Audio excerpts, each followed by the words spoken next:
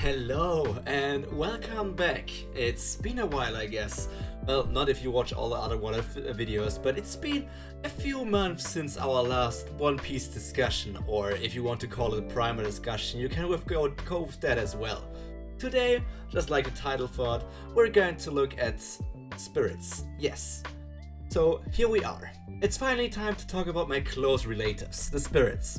Also sometimes called elementals, stands, or ghosts. Like, stands are a big thing in JoJo, and we know them from all these different anime as well. Like, there's the things from JoJo, there's the things from Isekai.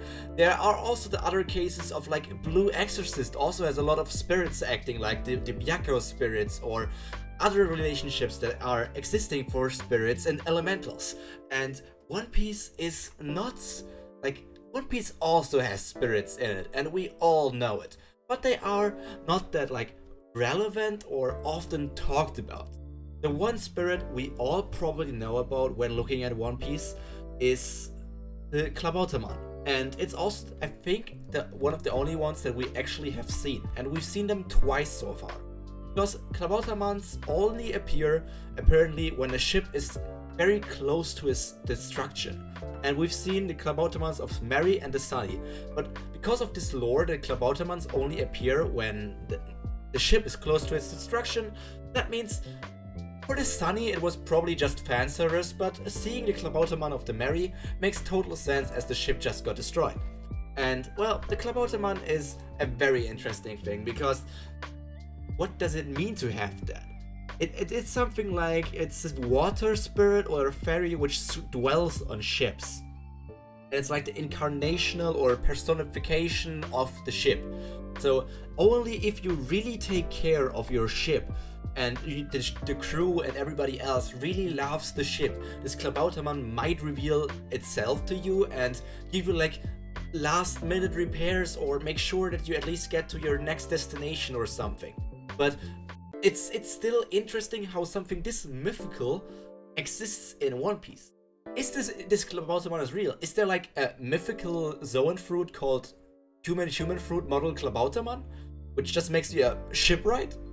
Or, like, mythical things are very questionable in One Piece, because we know that Kaido's fruit is like the mythical Azure dragon fruit, but we know that dragons are not mythical because they exist. Mythical means that something is only out of a myth and doesn't really exist, if I remember, like, the definition correctly.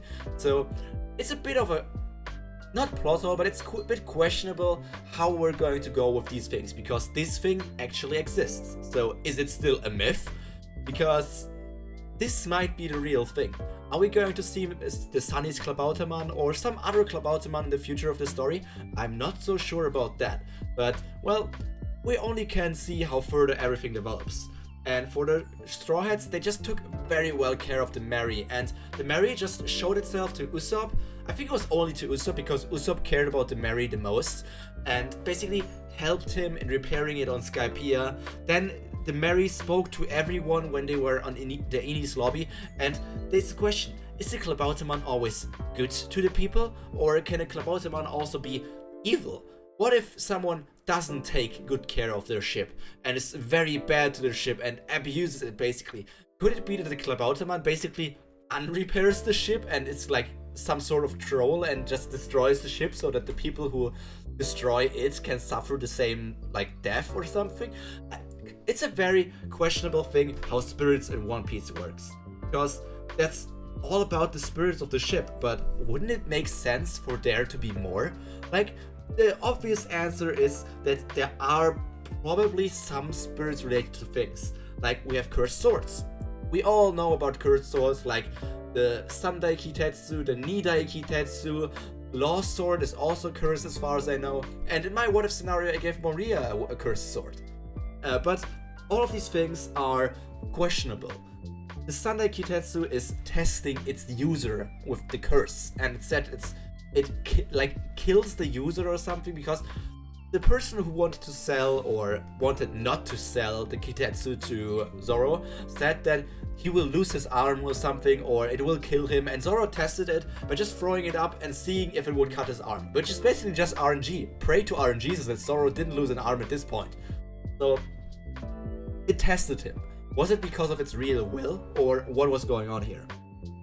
Cursed swords are said to bring terrible deaths to its owners, or like to the swordsman, or to whoever uses it.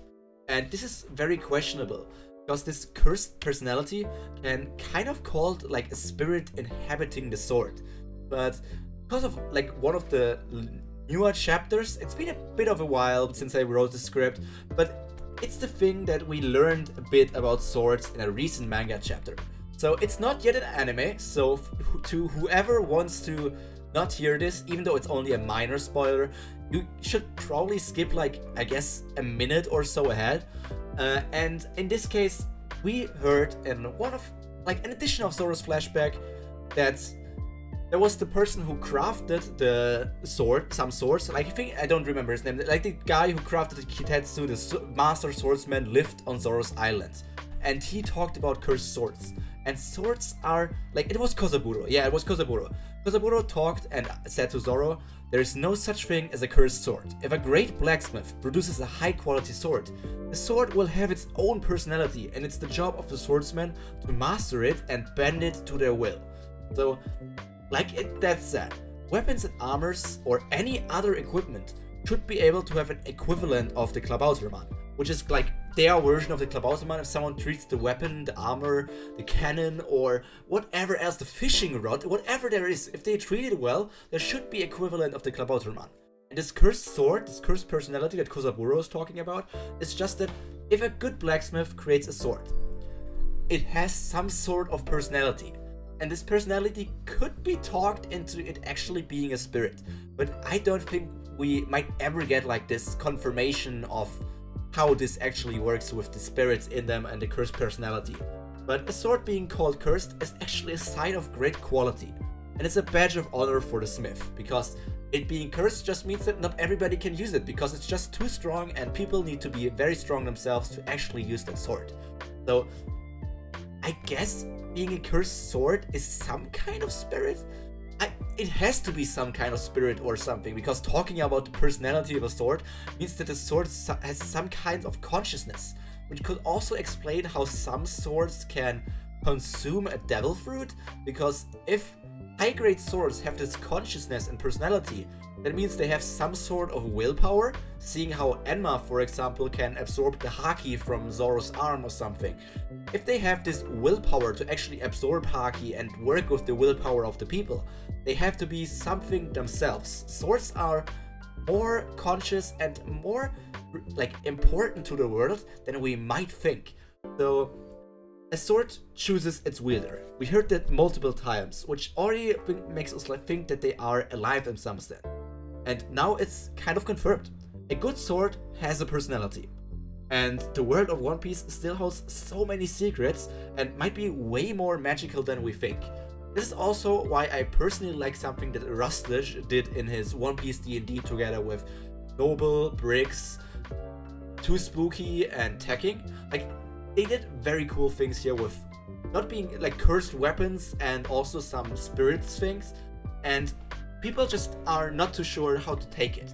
Like, if we take, this is a big segment about One Piece D&D. There is Duros. Duros has his armor, which is called the Wolfo. At first, I think Rustage said that the blacksmith somehow implemented a devil fruit, I think some sort of wolf guardian devil fruit, inside of the armor. But later on, he retconned that, which I think is way better, that the sword just has some kind of personality, not the sword, the armor has some kind of personality, and the armor is really, it really wants to protect not only its owner, but also the people important to the owner, because that's what an armor wants to do. It wants to protect people. That's why this armor, for some reason, which is this whole spirit thing, can release a wolf spirit from itself, which can help in protecting the people around it.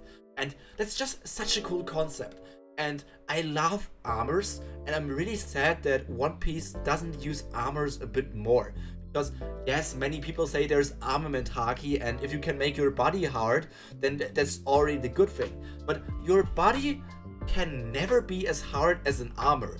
And if you put armament haki on top of the armor, wouldn't that be even better than just putting it on your skin? I mean, in the end, it's Oda's story, and I have my few things that I don't like about it, but overall we all love One Piece, and that's also why I want to talk about these things. And we all know that a good sword, a good armor, a good cannon, or whatever else means that they have a personality. And having a personality might as well say that there's some sort of spirits here. I mean, there was also the theory that the Lunarians before manga spoiler again, I guess. The Lunarians, we all know about them, I guess. Or so King is a Lunarian, and Lunarians mean that they are this weird sort of race that was meant to be the gods of the old race or of the old age or something. And King, we all had this theory, maybe King is not the person, but the flame on his back. Like, he's actually a flame spirit, and only if the flame gets hurt, that would hurt King as well. But that was proven wrong, but I really like this flame spirit theory, because I think there is more to this myth and magical things in One Piece than we actually might think at this point. But this has been my short discussion about just talking about spirits and what I think about them. And I would think it would be pretty cool to include some of them in One Piece. But at this point, it might be too much to include a new power system. But who knows what Oda is going to do. He introduced Devil Fruits, he introduced Haki, then he introduced Advanced Haki, Devil Fruit Awakenings, and he also introduced Ninjutsu at some point. I'm not sure where all of this is going, and we will never know because he has such a crazy mind. But I guess this has been all about this discussion, and I hope all of you stay hot, stay safe, and stay cultured. This has been Pyro Prima, and I hope you enjoyed this short discussion video. I'm trying to do more of those, but it's always taking some time to actually research a topic instead of just writing down the what if, because the what if is just my opinion, just whatever I want to do, and discussions are a bit more work to do. It's still a good chunk of work to do the what ifs, but discussions are another type of work, and I really do enjoy to do them. And I hope you like it and subscribe or like the video, and we will see each other again in the next time. Bye!